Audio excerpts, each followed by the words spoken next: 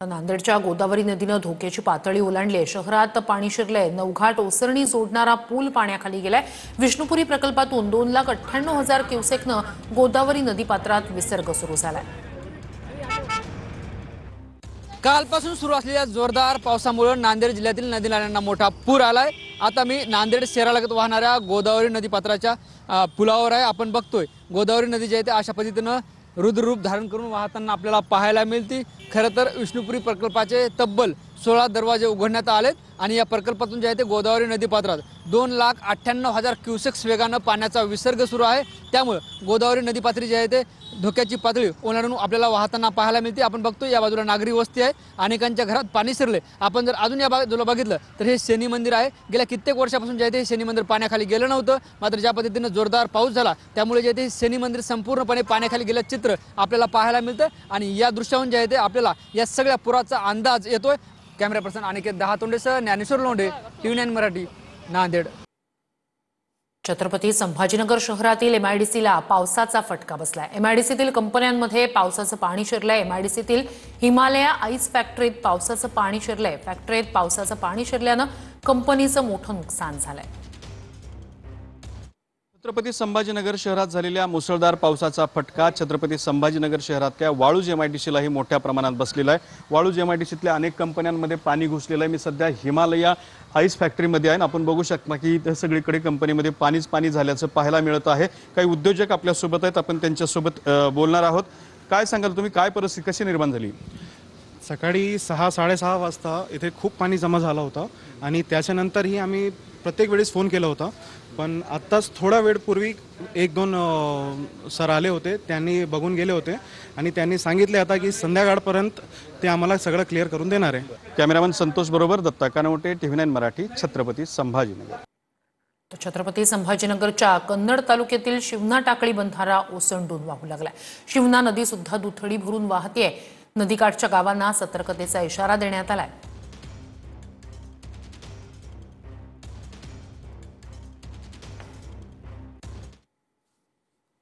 तर बीडच्या आष्टीतील पुंडी गाव पाण्याखाली गेलंय। पुंडी गावातून मेहकरी नदी जात असल्यानं गावातील सर्व मंदिरं आणि शाळांमध्ये पाणी शिरलंय। पुरामुळे शेतकऱ्यांचं मोठं नुकसान झालंय। ही पूर परिस्थिती निर्माण झाल्यामुळे सर्व मंदिरे पाण्याखाली गेलेले आहेत। शाळेच्या कंपाऊंडला पाणी चिकटून गेलेलं आहे। जर थोडा अजून जरी पाऊस झाला आणि पूर परिस्थिती निर्माण झाली तर शाळाही पाण्याखाली जाऊ शकते आणि मशानभूमीही पाण्यात गेलेले आहे। शेतकऱ्यांचं तोनात नुकसान झालेलं आहे। कोणाचं मोटरा वाहून गेलेले आहेत, कोणाचं सोलर पंप वाहून गेलेले आहेत आणि पिकंही पूर्णतः पाण्याखाली गेलेले आहेत। नदीकाठच्या ज्या लोकांची जमीन आहे त्या जमिनीही वाहून गेलेल्या आहेत। तर बीड जिल्ह्याला 2 दिवस पावसाचा रेड आणि ऑरेंज अलर्ट देण्यात आलेला आहे। NDRF सह आर्मीची सुद्धा एक तुकडी आता बीडमध्ये तैनात करण्यात आली। आवश्यकता नसेल तर घराबाहेर पडू नका असं आवाहन प्रशासनाकडून करण्यात आलंय। IMD द्वारे दिलेल्या इशाऱ्याप्रमाणे पुढच्या 2 दिवस रेड आणि ऑरेंज अलर्ट याचा इशारा सुद्धा दिलेला आहे। तुम्ही अत्यावश्यक नसेल तर घराच्या बाहेर पडू नका। कुठल्याही परिस्थितीमध्ये पूरग्रस्त रस्ता असेल, पूल असेल, हे तुम्ही क्रॉस करण्याचा कुठलाही प्रयत्न करू नका। या पूर्ण सिच्युएशन हँडल करण्यासाठी आमच्या जिल्ह्यामध्ये सुद्धा एक NDRFचे पथक आणि एक आर्मीचे पथक आपण स्टेशन केलेलं आहे। अत्यावश्यक परिस्थिती असेल आपण आर्मी मार्फत आणि NDRF मार्फत सुद्धा रेस्क्यू मिशन करू शकतो। तर लातूरच्या उदगीरमध्ये देवर्जन भागात देवनदीच्या पुरात पिकं वाहून गेलेत, त्यामुळे शेतकरी अडचणीत आले। सोयाबीन, तूर, ऊस पिकांचं मोठ्या प्रमाणात नुकसान झालंय।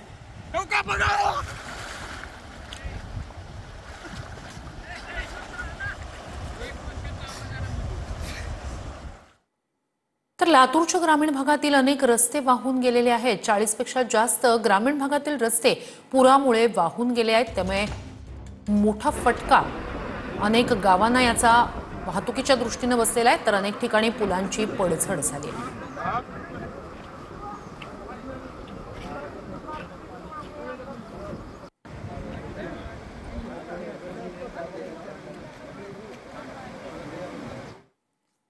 तर बातमी विदर्भातून बुलढाण्याच्या लोणारचं कमळजा माता शक्तीपीठ पाण्याखाली गेलंय। लोणार सरोवराचं पाणी देवीच्या गाभाऱ्यात शिरलंय। मोर महादेव, वाघ महादेव, बगीचा महादेव यासह परिसरातील अनेक मंदिरं पाण्यात बुडाली आहेत।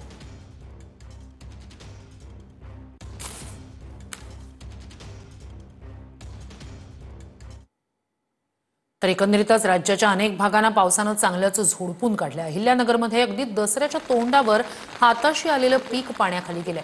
2 दिवसांनी बाजारात जाणारा झेंडू अक्षरशः पाण्यात आहे. त्यामुळे पूर्ण शेतीतच गुडघाभर पाणी साचल्यानं शेतकऱ्याचं अतोनात नुकसान झालंय. राहाता तालुक्यात काल रात्रीपासूनच ढगफुटी सदृश्य पाऊस झाल्यानं अनेक गावांचा संपर्क तुटलाय. उत्तर अहिल्यानगर जिल्ह्याला पावसानं अक्षरशः झोडपलेलं आहे आणि रस्ते जे आहेत ते पाण्याखाली गेलेले आहेत. अनेक ग्रामीण भागातील रस्ते जे आहेत तेथील वाहतूक देखील ठप्प झाली आहे. पावसाचं पाणी जे आहे ते रस्त्यावर उतरल्यानं जे रस्ते आहेत ते देखील काही ठिकाणी वाहून गेलं चित्र पाहायला मिळतं. आत्ता आपण आहोत फुल शेतीमध्ये आणि आपण जर बघितलं तर दसऱ्याला ही जी फुलं आहेत त्याची तोडणी होत असते आणि चांगल्या प्रकारे भाव जो आहे तो शेतकऱ्यांना मिळत असतो. मात्र दसऱ्याच्या अवघ्या 2-3 दिवसाआधी या पावसानं मुसळधार पावसानं हजेरी लावल्यामुळं ही पूर्ण फुल शेती जी आहे ती पाण्याखाली गेलेली आहे आणि जे फुलं आहेत ते देखील सडण्याची शक्यता निर्माण झालेली आहे. मनोज गाडेकर, TV9 मराठी, राहाता. तर अहिल्यानगरच्या शेवगाव तालुक्यात झालेल्या पावसामुळे नदी नाल्यांना पूर आलेला आहे. शेवगावमधील भगूर परिसर पाण्याखाली गेलाय. शेतात 2 ते 2.5 फुटांपर्यंत पाणी साचलंय.